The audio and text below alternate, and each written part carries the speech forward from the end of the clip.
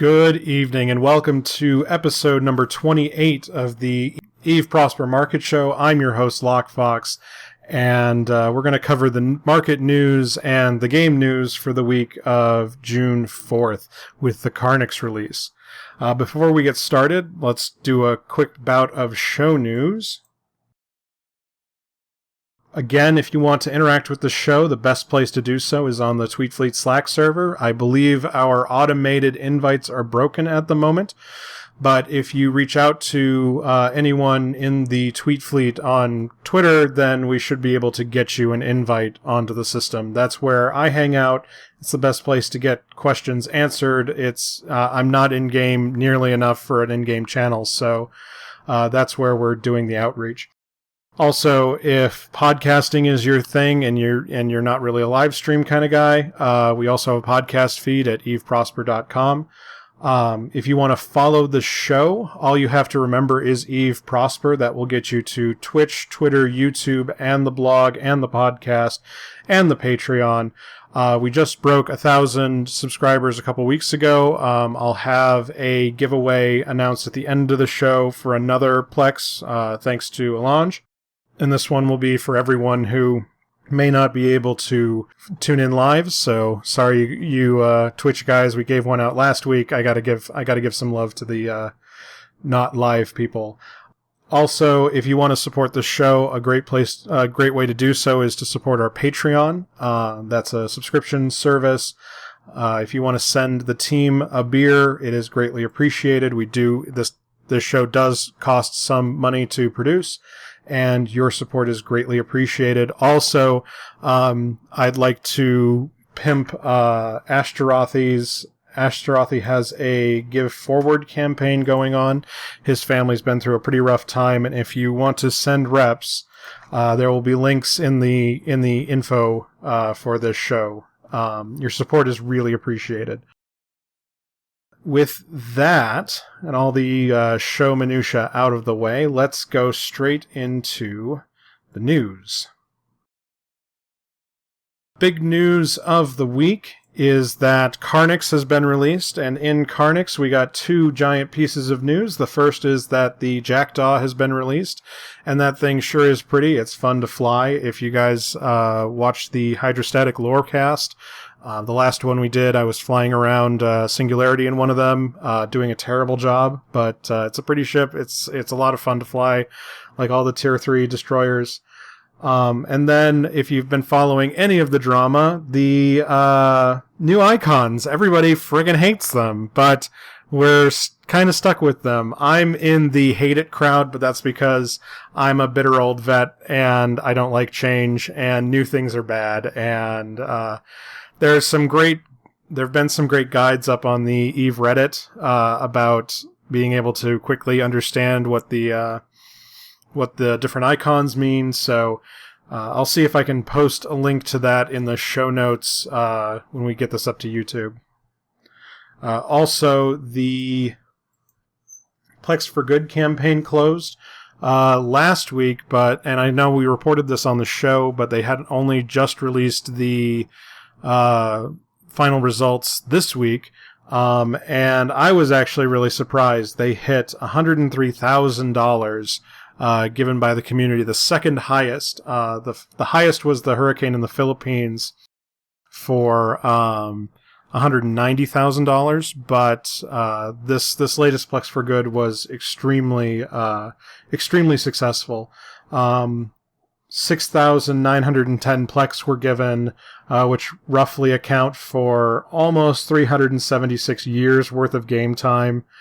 6.15 trillion ISK was what was collected, and that was it was a really successful campaign, and so good on the community for doing so.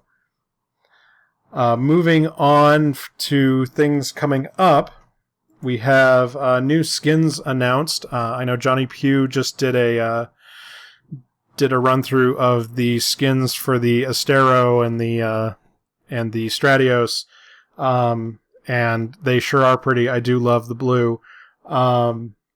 So that's another big round of skins coming up. I know there were a bunch that were requested that people are excited about. I'm still on the fence about skins. I still think they're overpriced for what I would want their use case to be, but I'm not in charge of things. So we'll keep an eye on them. I can't really report on them in the show yet because we just don't have enough data about them yet. But as soon as we do, and as soon as we can use our models on it, I will be reporting on the show. Also, the SOV release has been delayed 1 week to July 14th, and this also further delays the customizable vulnerability system. I know that CCP is working hard to get this out, and it's really important that we do change the SOV system because I know most of the big players are sitting on their hands waiting. Nobody's going to start a fight before the new SOV system hits. So that's interesting to see. There was a dev blog about the delay, and hopefully we'll see it release on the new timeline, and we'll see the other adjustments that they've promised by the following release. That's the whole point of the release cadence, is that some features may slip, but the next release is only 6 weeks away. So with that, let's go ahead and move on to Plex. We saw a rise through the entire Plex for Good campaign, and we're seeing things top out at right around 900. The prices will eke up to 900 and fall back down. No reason to believe we'll keep climbing over 900 at the moment. We might see some more action once the Fuzzy Soft patch is a little closer. But right now, it's the start of the summer, and historically it's kind of an anemic time for subs, and I would expect things to stay in the 880 to 900 bracket for the next couple of weeks.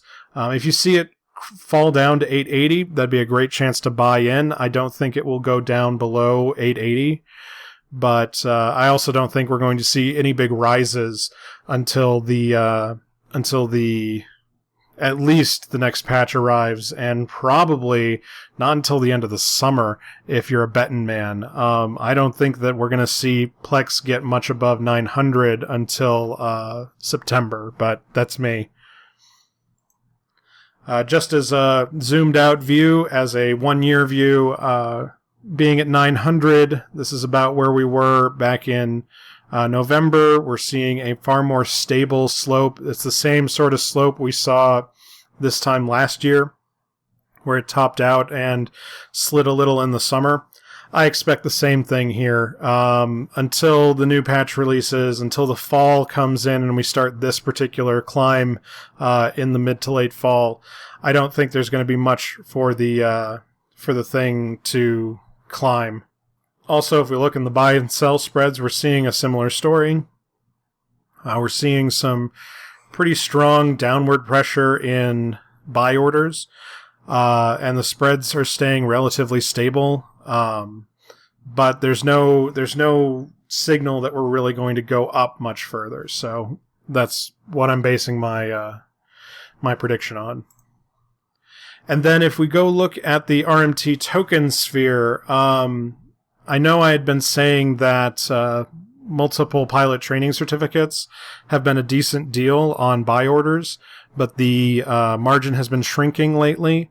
Looks like there was an Amazon sale earlier this week that put a bunch of extra ARM in the system, and the prices for those things are down way low. So this would be an excellent chance to go buy up a multi-pilot training certificate. I don't know when they're going to rebound. They should be at reasonable parity with a Plex. With them so far below a Plex at the moment, they are a great buy, whether you're going to use them or not. Moving on to minerals. There's not going to be a lot to say in minerals this week. Tritanium is staying relatively flat, but it looks like there was a big sell-off. Going below 5.2, it could happen. It's unlikely. We should be back at about 5.3. No reason to think that we're going to go either way on this one. Pyrite, again, staying stable. Volumes are rather stable as well. Prices at about 11.25. Things are a little bit weak, but I don't think that we're going to fall any further. Mexilon, which I had pointed out that if you want to look like a super genius, Mexilon's the one to buy at 45. I still think it's a buy if you believe that when the supers get rebalanced, and that at this rate will not happen until the fall, that capitals will become a new popular meta. That's what a buy-in on Mexilon looks like right now. The honest truth is it could go both ways still. We could fall all the way down to 40, but that's the whole thing about this long-term gambling, is that if you believe in CCP and you believe that supers are going to have a place, then Mexilon's the thing to buy. If you think that death to supers and CCP is going to screw the pooch, then don't buy Mexilon, because that would be a terrible idea. Moving on, Isogen is showing a little bit of downward weakness, but I think it'll turn around. We're just below 110, and it looks like we should swing up slightly during the weekend. Again, the movement isn't enough to say go buy or go sell. Things are relatively stable. I think the general downward trend should be coming to an end. I think we're staying stable at 110, but we'll see in the upcoming weeks. Noxium was another one that last week I mentioned that it spiked up for no particularly good reason. We saw it looks like it overcorrected into the weekend, and I believe I said that it was going to overcorrect. I honestly can't remember. But if I did and I was right, then I'm a super genius, and thank God for me, if I may steal someone else's tagline. And if not, then I'm sorry, I should have called it, because this was too high, and unfortunately the delta really isn't that much. So yeah, it's not it would have been an okay investment, not a great one. Moving on, Zydrene is climbing up very slowly. We've been stable at 1200 for the last few weeks once we hit the stable state, but we're climbing up again. I think this might be that supply, it continues to be a little anemic, that industrialists still need it, and the stockpiles might be wearing off. I do expect, though, as we go into Burnhamar, for all of the prices to fall the week after. So we should see a slight rise into the weekend, that they finally choose to make it happen. Again, I'm saying not this weekend, but the following. And then the weekend after that, we should see a big dive. So as soon as I get word that Burnhamar is actually happening, I'll have some better hints for you guys for things to buy in on. And Megasite is showing a similar trend. We've been drifting down towards 2,000 for about a month, and we are slowly climbing up above 2,000. Again, this is a really weak signal. It's not that much higher. It could go either way still. Last but not least, Morphite continues to prove me wrong. It has been on a tear the last few weeks, and this has me kind of excited. I'm hoping that we're going to see more T2 consumption, but I still haven't seen that really materialize yet. None of the other ships are showing it. There have been some T2 modules, but they just don't consume that much T2 material compared to ships. But Morphite's high, and I'm glad to see it stay high. I'm hoping it stays high, and I hope this also starts bringing some of the moon goo out of the doldrums. If you want to make a bet alongside Morphite, buying in on Morphite I think is a bad idea, because as far as it's going to climb, it's going to go up to it's going to go from 980 to 12K or something. And that's really not that big an investment. If you'd got in at 7K and it got up to 12, then we'd talk about a reasonable profit. But right now, I think most of the action is complete. If you want to continue riding this wave, though, the place you want to go look is the advanced materials and look for and watch the margins on things like reactors and sensors and the other middle and high tier T2 component prices, because those should be, if this is a rising trend, those will follow behind Morphite. So that's my tip here. And then if we just look at the buy and sell spreads for the last couple of months, again, we're not seeing a whole bunch of signal. We're seeing an upward signal in Megasite. We're seeing an upward signal in Zydrene. We're seeing the downward signal in Tritanium. And it looks like we're capping out on Morphite, but it looked that way, a little bit that way last week. So, it, again, could go either way on Morphite. So next, we'll move on to fuel. Fuel markets have been rather weird since the Burnham-Marr announcement. We've been watching helium isotopes climb and peak and fall. They should continue to stay high into Burnham-Marr, but the second Burnham-Marr is complete, I think these things are going to fall like a stone. So if you have helium isotopes, I would get rid of them. If you want to get greedy, you can hold on to them for one more week, but as soon as Burnham-Marr is completed, you got to get out of helium isotopes. I know there's a lot of press about the Imperium heading to the CFC heading to Providence, but I really don't think the CFC is going to be driving a bunch of helium isotope demand. I think that even if they do, I don't think it's going. I think it's going to be a drop in the bucket compared to the prices at the moment. I think we're going to fall down all the way to 600. And if we hit 600, I would buy, but we're not going to see that for another couple of weeks. And then if we look at the fuel block market, not a lot to say here. Again, Amar fuel blocks have been at parity with the Caldari fuel blocks, much like their isotopes. And again, expect fuel blocks to track isotope prices. There's not a whole ton to report there. Moving on to our outliers, we're going to start where we usually do in moon components.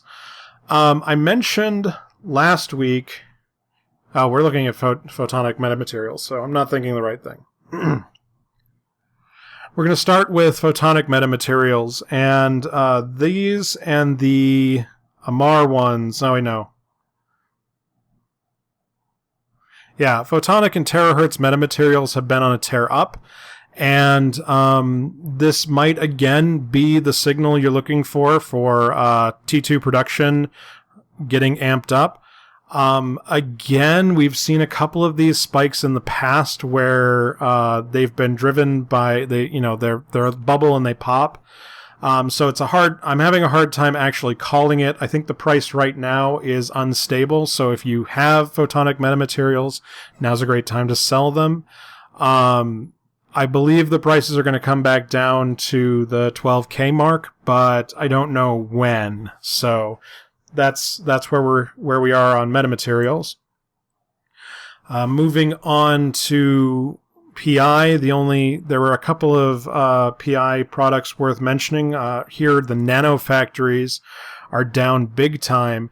And if you believe me on my speculation that they will be important in the new structure environment, now's a great time to buy nanofactories. If you don't believe me, because I seem to be the only person thinking it, and so far the market has not supported my speculation, you probably shouldn't buy in. So I think Phi's going to have a field day with this one and tell me that if I say to buy it, to do the opposite. So prices are low. If you need nanofactories, if you are in the market for nanofactories, it's a great time to buy. So that I don't think they're going to go much lower, and they should rebound over the weekend. But I would hold on to them for a longer period.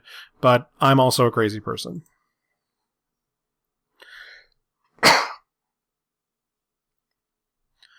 Moving on to ships, I mentioned a few weeks ago that the bowhead was retardedly high, that it kept climbing while mineral prices kept falling, which was absolutely silly, and now it seems that the market agrees with me. We've come down from a high of nearly 1.8 billion, and we're down at 1.4 billion. I haven't had a chance to run the numbers on the actual production values, but the bowhead now looks like it's in a more stable state with all of the minerals flatting out.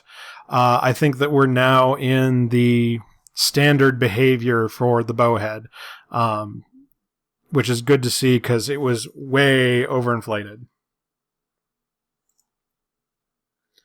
Moving on, the Crusader I thought was interesting as it looks like there may have been a production glut because prices are in the toilet at the moment.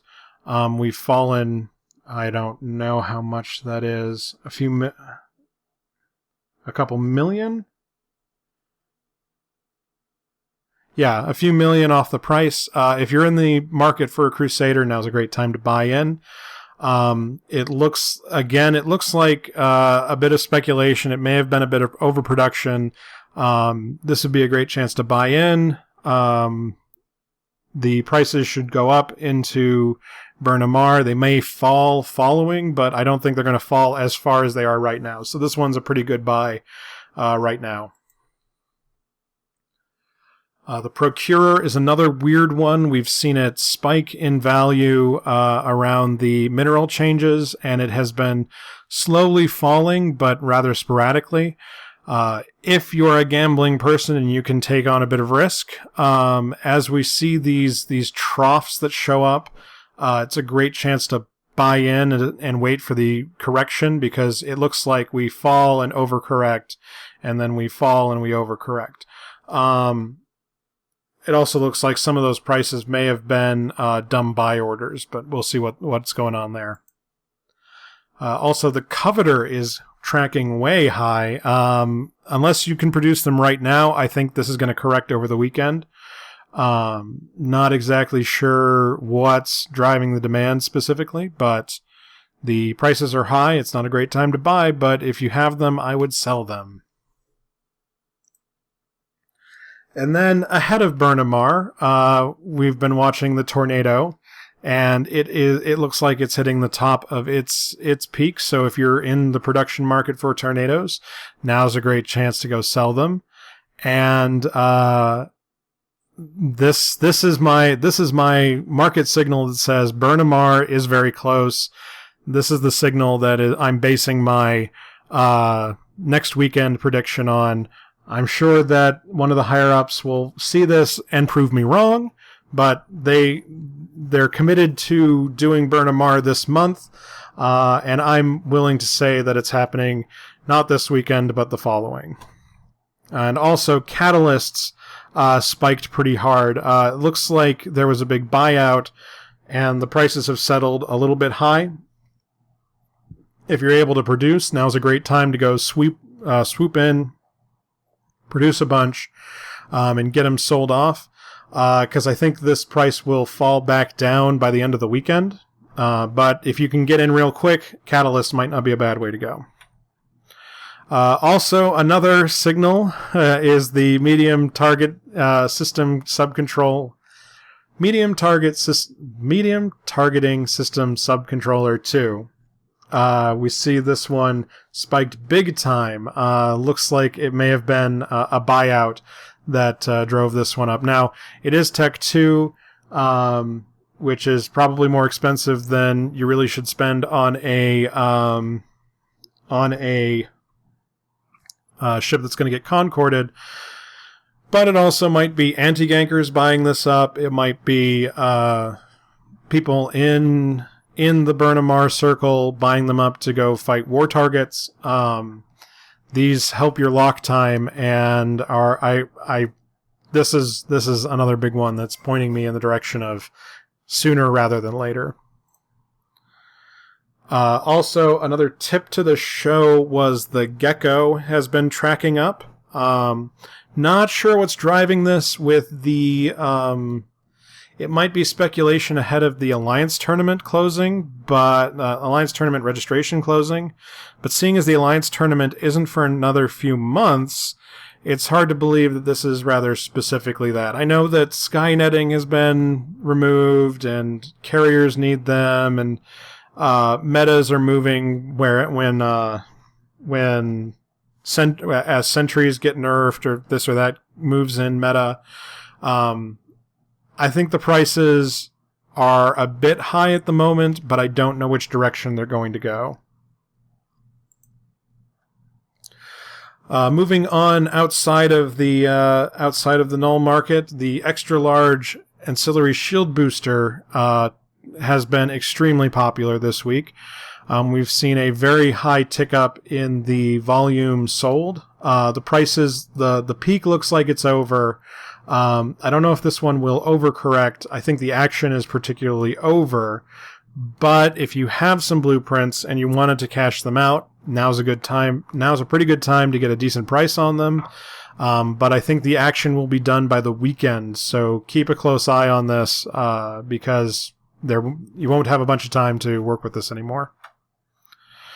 Another interesting one has been the 5 meganewton cold gas enduring microwarp drive, which is the frigate microwarp drive.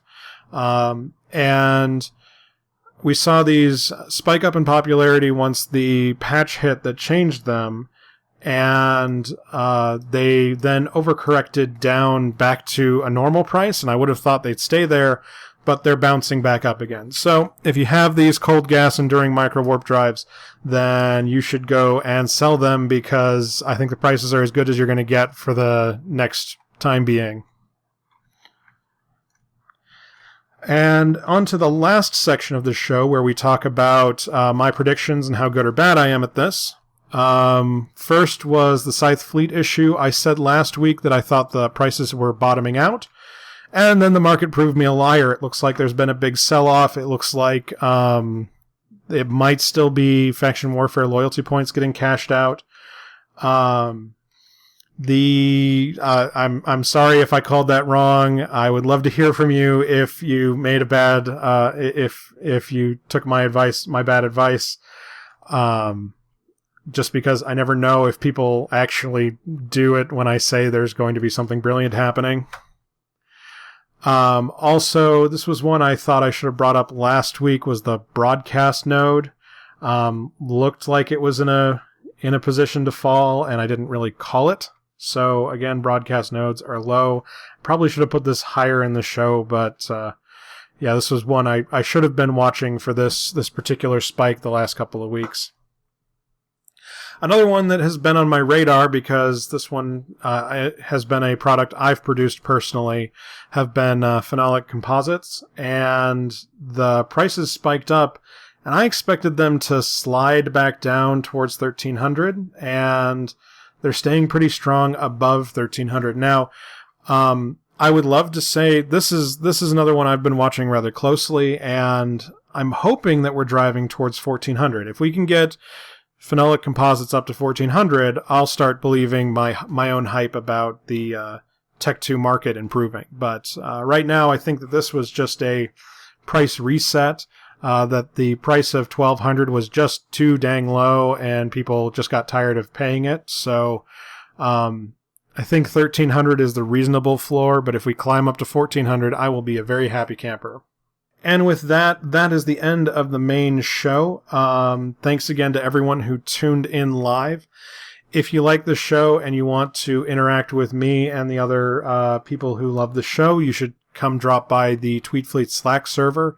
Our automated invite system is broken at the moment, so if you reach out to us on Twitter or anywhere on the Tweetfleet, we can get you an invite into the system.